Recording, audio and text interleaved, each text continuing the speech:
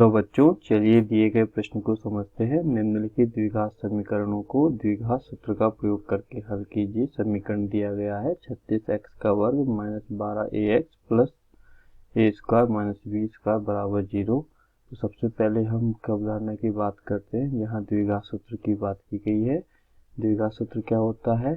द्विघात समीकरण ax square plus bx plus c बराबर 0 में ax square plus bx plus c बराबर 0 में x का मान निकालने का सूत्र होता है, जो होता है minus B plus minus B square minus 4ac का अंडर रूट भाग 2a।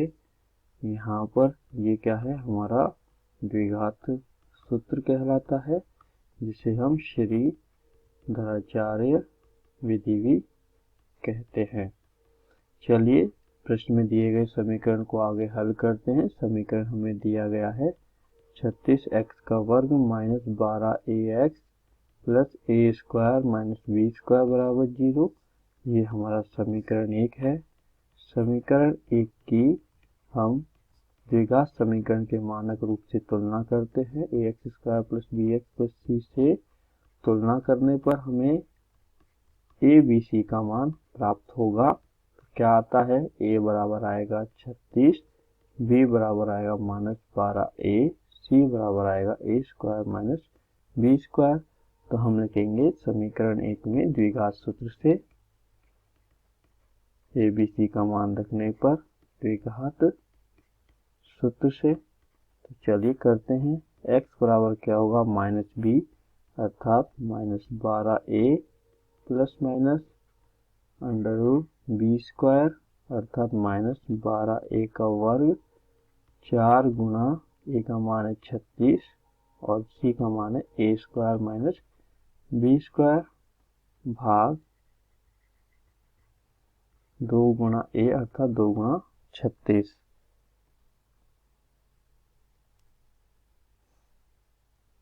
आगे हल करते हैं। 12a हो जाएगा प्लस माइनस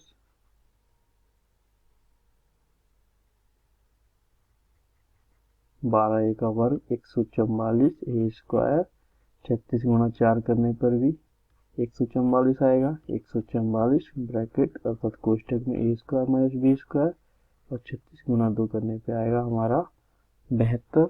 तो इसको हम आगे लिख सकते हैं। x बराबर माइनस का 12a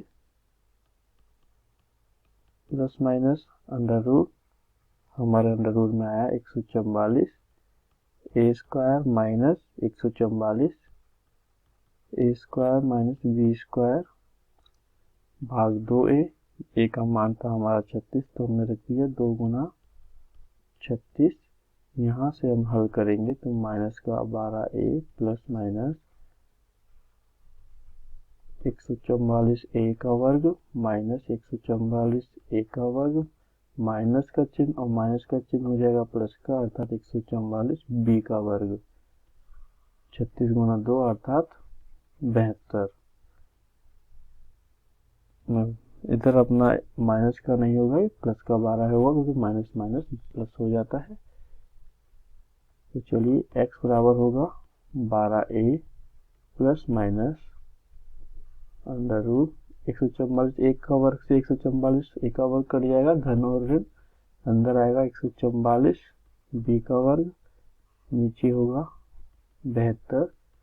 आगे हल करेंगे तो x बराबर आएगा 12a प्लस माइनस 12b भाग 72, क्योंकि 144 का वर्गमूल होता है 12, b का वर्गमूल b स्क्वायर का वर्गमूल होगा b।